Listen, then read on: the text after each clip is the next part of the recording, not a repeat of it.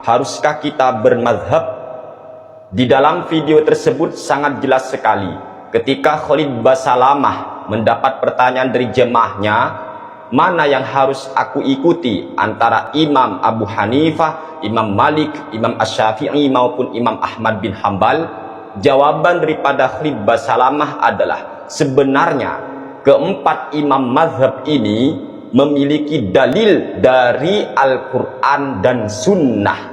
Mendengar jawaban ini, kami merasa heran. Ente kadang-kadang ketika kalian para Wahabi sudah meyakini bahwa keempat imam mazhab ini mengambil dalil daripada Al-Quran dan Sunnah Nabi Muhammad Sallallahu Alaihi Wasallam, baik daripada sunnah beliau yang bernama qauliyah ataupun sunnah fi'liyah maupun sunnah takririyah, kenapa kalian itu kok gampang menuduh bid'ah, menuduh melanggar syariat kepada orang yang tidak sependapat dengan kalian?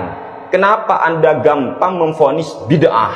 Padahal amaliyah orang lain yang kalian tuduh bid'ah itu sebenarnya merupakan pendapat daripada salah satu keempat imam mazhab ahli sunnah wal jamaah, yaitu Imam Abu Hanifah, Imam Malik, Imam Asy-Syafi'i maupun Imam Ahmad bin Hambal, yang oleh Khalid Basalamah sendiri sudah diakui bahwa keempat imam mazhab ini berdasarkan dalilnya Al-Quran dan Sunnah.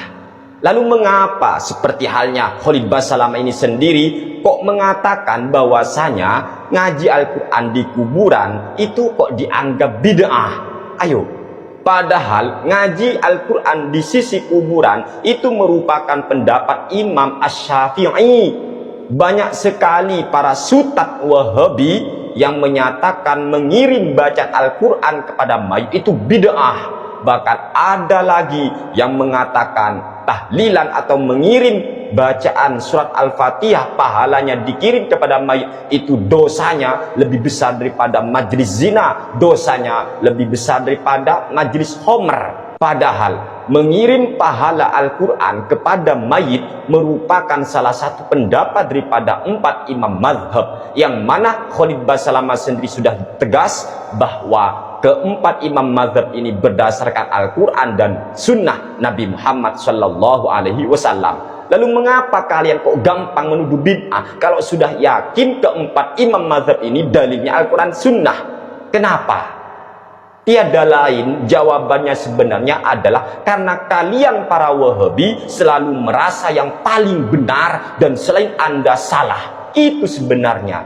Wong Anda sendiri sudah ngakui keempat imam ini, baik Abu Hanifah, Imam Malik, Imam Asy-Syafi'i maupun Imam Ahmad bin Hambal berdalil kepada Al-Quran dan Sunnah. Walaupun terkadang cara memahami Al-Quran dan Sunnah itu berbeda. Itulah empat imam mazhab ahli sunnah wal jamaah. Kita tidak gampang menuduh bid'ah karena kita yakini mereka pasti punya dalil Al-Quran dan Sunnah. Bahkan para ulama dalam kitab-kitab mereka sudah sangat tegas diterangkan di sana, tidak boleh bagi seseorang menghukumi sesuatu langsung dengan Al-Quran, menghukumi sesuatu langsung pakai hadis, gak boleh. Kita harus kembali kepada salah satu empat imam mazhab ahli sunnah wal jamaah. Mengapa? Sebab Al-Quran dan Sunnah Nabi Muhammad SAW ini bisa menyesatkan kecuali bagi para mujtahid.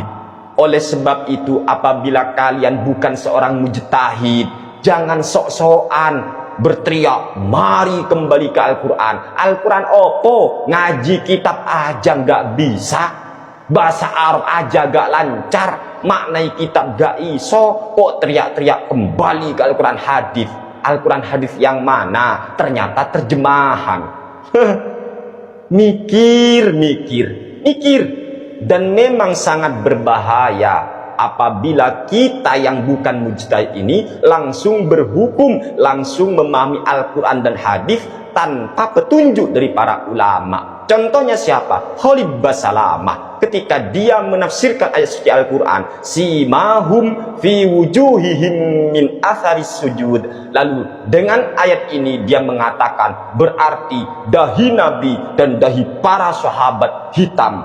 Na'udzubillahi min dzalik. Padahal tidak ada ulama-ulama mazhab ini yang mengatakan dahi Nabi dan dahi para sahabat itu hitam. Tidak ada. Itu jelas pemahaman otaknya sendiri di dalam menafsir Al-Quran. Padahal Khalid Basalamah hakul yakin, sangat yakin saya, dia bukan seorang mujtahid. Lalu mengapa dia kok so yes memahami Al-Quran tanpa melalui petunjuk para ulama?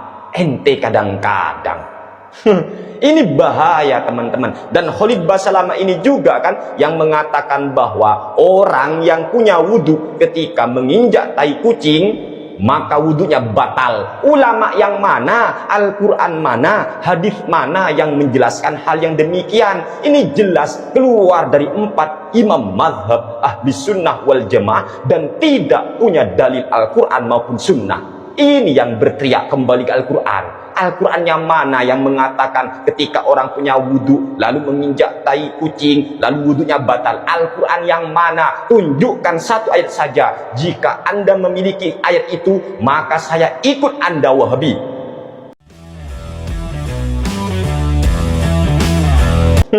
Atau hadis. Tunjukkan satu hadis Nabi Muhammad SAW yang menyatakan orang itu ketika menginjak tai kucing maka wudhunya batal. Tunjukkan satu hadis. Apabila Anda benar, maka saya akan menjadi pembela Wahabi. Tunjukkan.